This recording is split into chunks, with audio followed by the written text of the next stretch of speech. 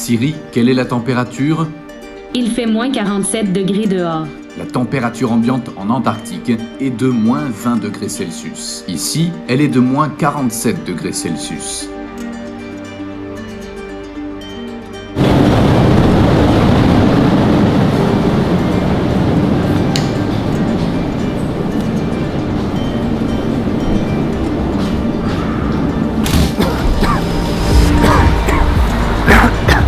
Nos poumons ne sont pas habitués à cela, voilà pourquoi nous toussons. Le temps ici est très froid et sec. Une large population composée d'environ 300 000 habitants vit ici.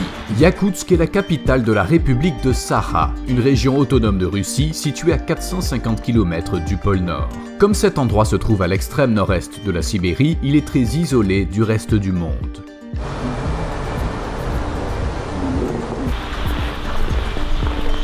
La température extérieure avoisine les moins 50 degrés et l'eau bouillante est à 100 degrés. Comme vous le voyez, elle se transforme instantanément en cristaux de glace. La température ambiante la plus basse jamais mesurée dans cette région est de moins 71,2 degrés Celsius. On croirait qu'elle appartient à une autre planète. Une banane laissée à l'extérieur peut se transformer en marteau en quelques minutes. Les gens ne peuvent pas porter de lunettes à monture métallique ici, car le métal pourrait coller à leur peau. Ainsi, s'ils voulaient enlever leurs lunettes, ils risqueraient de s'arracher de la chair. Voici un morceau de viande semblable à de la chair humaine. Mettons-le au contact du métal.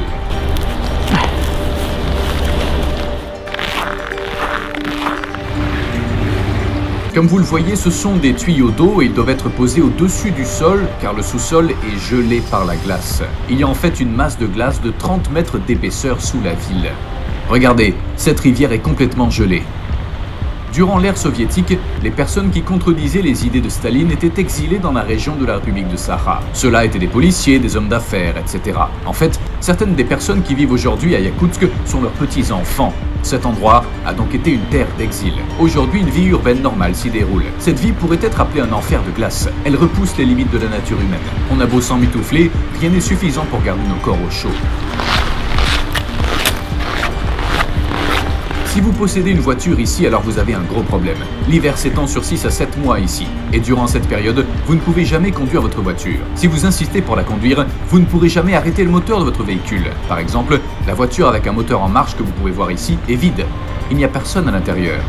Il existe des centaines de voitures comme celle-ci. La raison pour laquelle le moteur tourne est que s'il s'arrête, il risque d'être complètement recouvert de glace et l'huile du moteur gèlerait. Comme vous le voyez, le propriétaire de ce véhicule a dû décider de ne pas faire tourner sa voiture pendant un long moment. Au bout de 20 minutes d'arrêt du moteur, il est normal de perdre tout espoir.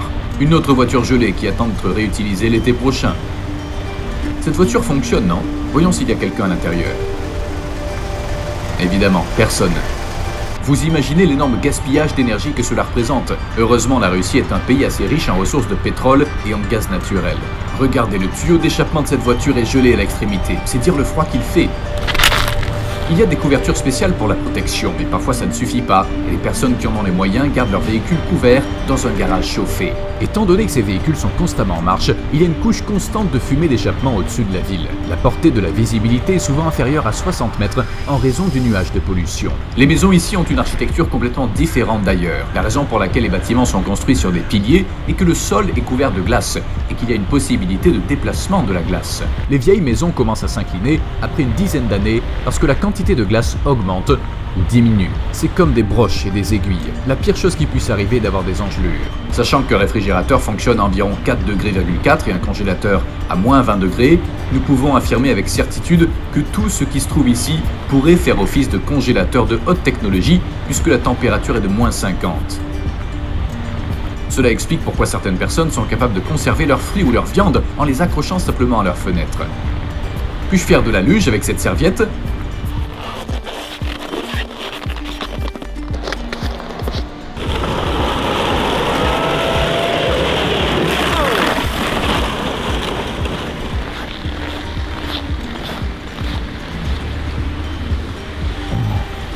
J'ai juste enlevé mes gants pendant 1 minute pour filmer et maintenant ça me fait terriblement mal. Mes cils sont aussi gelés, j'essaie de me débarrasser de la glace. Si vous restez dehors pendant plus de 15 minutes, vous risquez de rencontrer des problèmes tels que des brûlures de la peau et des difficultés à respirer.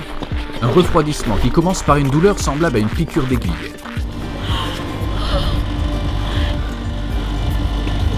Les engelures, suivies d'une perte de sensation, peuvent ensuite entraîner la mort. Elle a enlevé ses gants pendant seulement 5 minutes pour me filmer et le bout de ses doigts est devenu instantanément blanc. Notre microphone émet une alerte rouge. Il ne fonctionne pas correctement. La caméra ne fonctionne pas comme elle le devrait non plus. Regardez, son bouchon d'objectif est gelé. Nos téléphones ne fonctionnent pas aussi bien que d'habitude non plus. Sa batterie était à environ 10% il y a quelques minutes, puis elle s'est soudainement éteinte alors qu'elle était en fait presque pleine. Ce que vous voyez derrière moi est un cimetière. L'épaisseur de la glace sous mes chaussures est d'environ 30 mètres, et cette masse de glace sous la ville ne fond jamais, même pas en été. Alors comment les gens enterrent-ils les morts? Ils rassemblent des morceaux de charbon et les brûlent pendant 2 à 3 jours. Une fois le charbon brûlé, les blocs de glace dégèlent et peuvent être facilement retirés à l'aide de pelles. Enfin, la zone peut être creusée à une profondeur de 1,80 m à 2,10 m. Le corps d'une personne décédée il y a 100 ou 200 ans peut être retrouvé très robuste, même aujourd'hui. 20% des réserves totales de diamants du monde se trouvent à Yakoutsk. En plus de cela, on trouve également ici tous les éléments du tableau périodique. Il existe de nombreux fossiles de mammouths et de dinosaures sous les territoires de Yakoutie. Dans ces zones où les mammouths erraient autrefois, leurs cadavres intacts apparaissent encore aujourd'hui lorsque la glace fond. Dans cette terre où les gens ne peuvent pas s'adonner à l'agriculture ni à l'élevage, ils se nourrissent de poissons. L'une des caractéristiques les plus importantes de ce marché est que les locaux exposent le poisson dans des étals publics plutôt que dans des réfrigérateurs, car l'extérieur est beaucoup plus froid que n'importe quel réfrigérateur. Un morceau de viande laissé à l'extérieur ne périmera pas avant des mois. On trouve aussi des lapins congelés ici. On en consomme beaucoup, y compris les canards. La viande de cheval est également très courante. Elle pèse environ 20 kg. Ils prennent ce poisson en entier, le placent dehors et le consomment pendant des jours. Celui-ci est aussi en vente, il ne périme jamais, bien entendu. Ses oreilles ne bougent pas du tout. Combien d'heures travaillez-vous ici?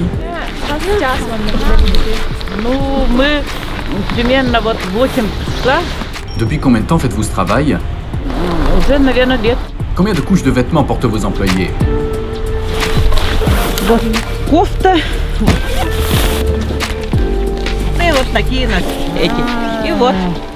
Ils se tiennent debout sur ces fourrures afin de ne pas sentir le froid qui arrive par les pieds depuis le sol.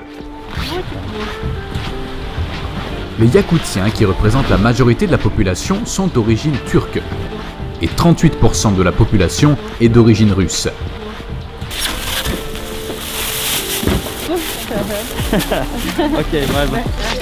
Il n'y a que de tels chiens ici.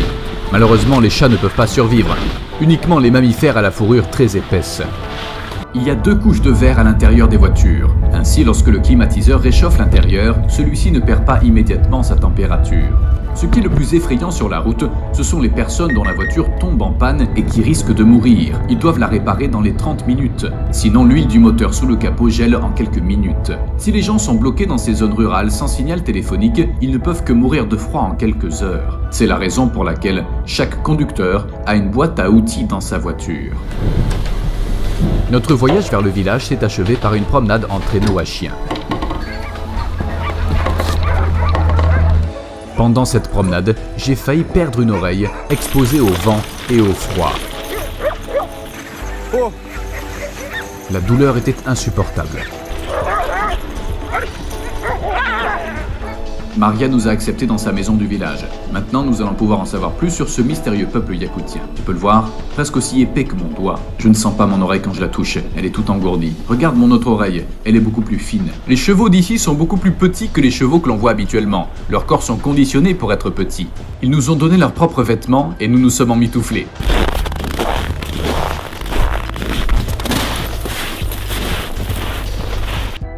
Vous pouvez dire en regardant ce bateau gelé que l'endroit où nous marchons est un lac. Nous essayons de le briser à un angle de 90 degrés. Nous venons de percer un trou de 50 à 63 cm de diamètre ici. Les vaches vont venir et satisfaire leurs besoins dans l'eau. Nous sommes constamment en train de retirer la glace cassée. Combien de temps faut-il pour que cette eau soit à nouveau complètement gelée? In 1 hour. Les vaches de ce village sont toujours gardées dans les étables en hiver.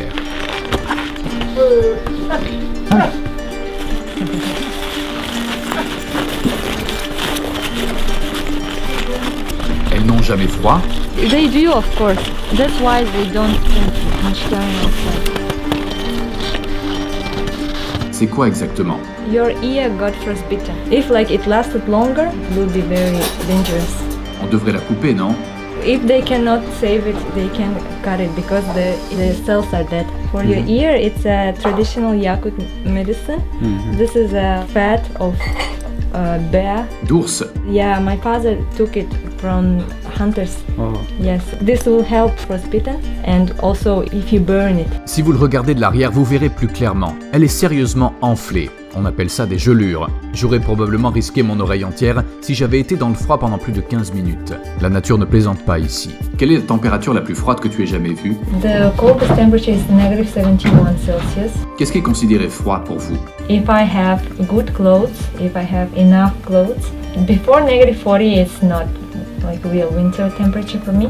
Negative 41, negative 48, it's like fine. Below negative 48, it's cold. And below negative 52, it's very cold. And every degree feels. The funny thing is like cold weather feels like fire, like burning. Oui, c'est vrai. Maintenant, mon oreille brûle. Je sens qu'il fait si chaud. Sometimes people drink too much and they fall asleep somewhere outside. And one night outside, some people didn't have proper clothes and they went to the woods and their car broke down. They couldn't call someone because no phone service. Yeah, and it ended.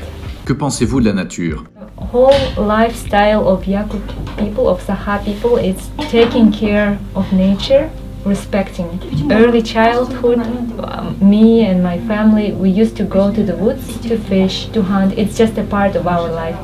And we always remember that we are not the owners of this land. We are just guests. For example, we always make a ritual. When we go to pick some berries, we always take a little food with us.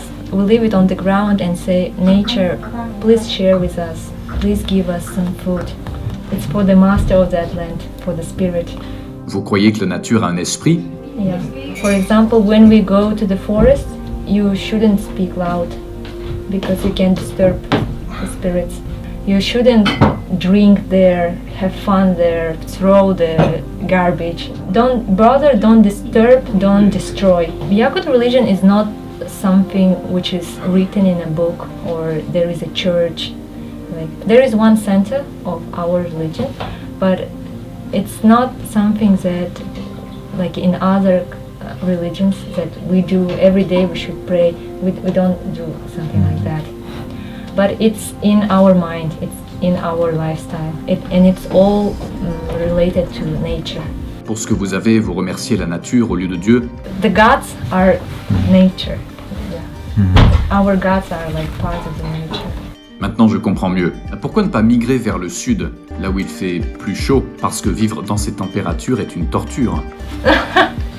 It's a torture for you, but not for us. The first reason is my family. Like, my family is here, and for me, the best is to be close to my parents, to my brothers. And secondly, I like the nature here. It's very pure. Like the ecology is very pure, and it's for me and for my future children. Breathing fresh air, it's very important. Third, because of our culture, I want to preserve our language, our traditions, and give them to the next generations. Yakoutsk connaît aussi des étés. En juillet, la température moyenne journalière est d'environ 19 degrés. En raison du réchauffement climatique, les masses de glace de notre monde fondent et des cadavres de mammouths apparaissent. Mais aussi des virus cachés depuis des milliers d'années que l'homme moderne n'avait jamais rencontrés auparavant et qui peuvent réapparaître. Lorsque les Européens ont migré vers l'Amérique du Nord, la grippe qu'ils ont apportée avec eux sur le continent a entraîné la mort de la plupart des Amérindiens qui avaient été isolés pendant des siècles. La grippe ne nous a pas tués car notre système immunitaire était fort. De même, d'anciennes maladies contre lesquelles nous ne sommes pas immunisés peuvent être mises en évidence avec la fonte des glaces dans ces régions et l'humanité pourrait être confrontée à ces conséquences dévastatrices. Je visite des endroits uniques qui ne sont pas connus de tous et réalise des documentaires sur ces endroits avec une approche globale. La prochaine vidéo sur cette chaîne sera également réalisée à Yakoutsk. Je me suis livré à 8 expériences sur la glace à moins 55 degrés Celsius. Des œufs et des nouilles gelées, des vêtements mouillés et du bowling avec des ballons d'eau. Si vous ne voulez pas manquer cette vidéo ni nos futures vidéos vidéo, abonnez-vous. Si vous souhaitez nous soutenir, moi et mon équipe, dans nos frais de voyage, j'ai activé le bouton de participation sur ma chaîne YouTube. Vous pouvez cliquer sur les liens qui figurent dans la description de cette vidéo et nous aider à créer des documentaires indépendants avec une approche globale. Merci de votre soutien. Je tiens également à remercier mon équipe d'avoir créé ce projet avec moi. Au revoir maintenant. C'était Ruhi Chenet.